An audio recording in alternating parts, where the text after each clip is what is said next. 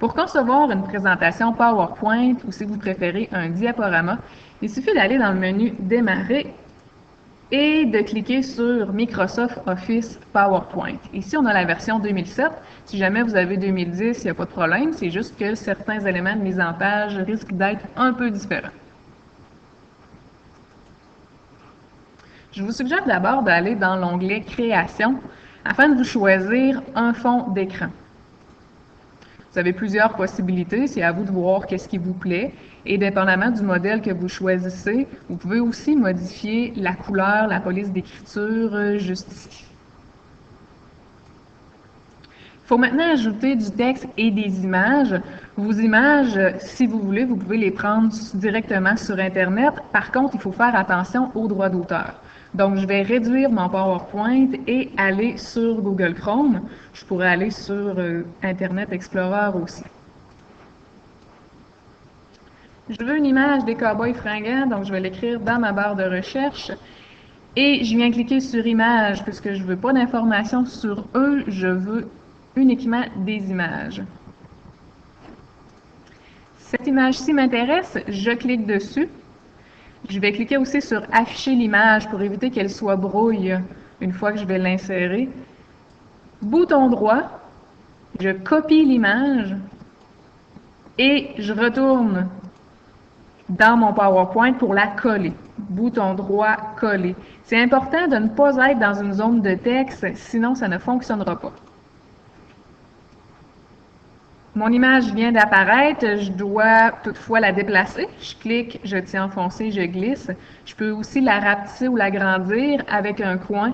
Je clique, je tiens enfoncé et je glisse vers l'intérieur ou vers l'extérieur pour agrandir. Pour insérer une nouvelle page dans ma présentation, je retourne dans l'onglet Accueil, ici, et j'ai le bouton Nouvelle diapositive, je clique et je choisis le modèle qui m'intéresse. Dans mon cas, je vais prendre Titre et contenu. Je clique et la page vient d'apparaître. Ce serait possible aussi d'insérer une image qui provient directement de mon ordinateur ou d'une clé USB. Pour ça, j'ai juste à cliquer sur le petit symbole qui est juste ici, qui s'appelle « Insérer une image depuis un fichier » et je vais accéder au contenu de mon ordinateur. J'ai une image qui est sur mon bureau, je vais aller la chercher, je clique dessus, je demande d'insérer et voilà, c'est fait. Je peux aussi la déplacer, la rapetisser, l'agrandir sans problème. Je vais maintenant ajouter du titre à mes pages. Je vais revenir sur la première et je veux donner le titre « Les cow-boys fringants ». Je clique dans ma zone de texte et j'écris.